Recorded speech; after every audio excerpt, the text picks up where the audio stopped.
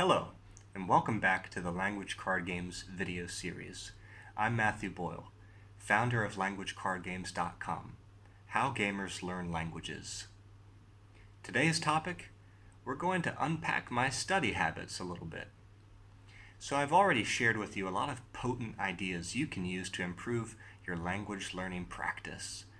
And most, if not all of those ideas come from what I actually do in my daily life.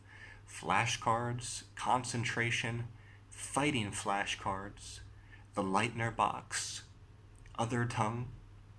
I also like to play Scrabble and bananagrams, not only in English but also in Chinese, and so on. But I'd like to let you in under the kimono in this video a little bit and share some more details about my habits and routines.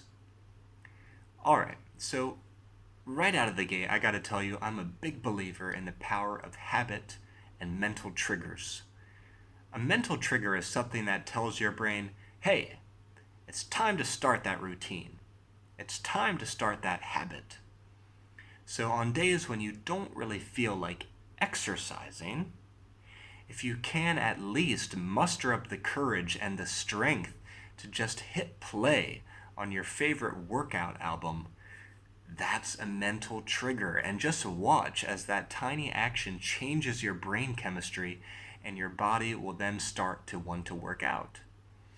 So one of my mental triggers in the early afternoon is preparing tea. I'm a tea addict. And every afternoon I have a little ritual of preparing gongfu cha, which is the Chinese tea ceremony. It's a certain way of preparing tea in the Chinese way. And that's my mental trigger to tell my body and my mind, hey, we're going to do this now. And all other distractions in my mind can just be turned off that way because it's a habit. So I clear off my desk, and on my desk I put my study materials, my tea stuff, and that's it. And I practice butt power, like Michio Kaku said was his secret. And I stay put in my chair until my eyes bleed, or my forehead bleeds, as he said. No, it's not that bad.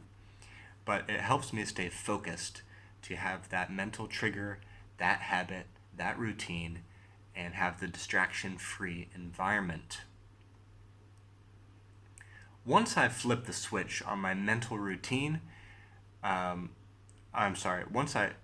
once I've flipped the switch on my mental trigger, let's use the right word, then I start reading. I like to read challenging books on topics that I love in my target language.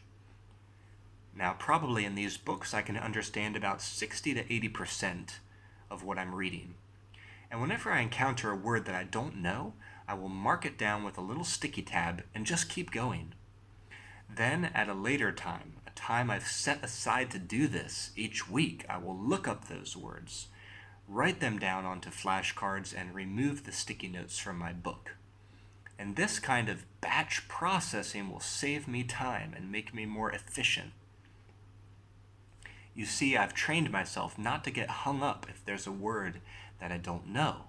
I press forward and I don't interrupt myself to look up definitions and make cards, because there's a switching cost you will pay every time you change to different activities, every time you check notifications on your phone, every time you check email, and then go back to your studies.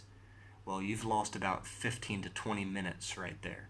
It honestly could take you up to 20 minutes, the research says, to get back into that state of flow from the interruption. Something to think about. So that's my daily early afternoon routine. Think about what's your mental trigger that starts your routines. And what is your routine? Do you have a routine? Do you understand how to batch process daily tasks? Your big results that you will reap later will be based on the little things that you do routinely every day. Alright, that's it for this episode. Don't forget to like and subscribe so that you can find your way back to my latest and greatest content. You can also head over to languagecardgames.com to buy a game, support what I do, and start playing your way to language learning success today. In the next episode, I'll be speculating some on the future of language card games, so stay tuned for that. Cheers, guys, and thanks for watching.